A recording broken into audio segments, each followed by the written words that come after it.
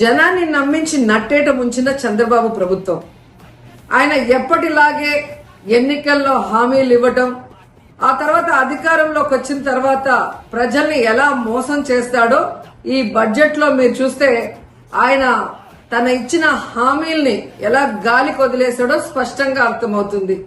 ముఖ్యంగా మహిళలకి ఇంట్లో ఎంతమంది ఉంటే అంతమందికి 1500 ఇస్తాం, నీకు 1500 నీకు 1500 అని గొప్పగా ప్రచారం చేసుకున్నారు. కానీ ఈ రోజు బడ్జెట్ లో చూస్తే ఆ హామీకి ఎక్కడా కూడా ప్లేసే లేదనేది మనకు కళ్ళారా కనిపిస్తుంది.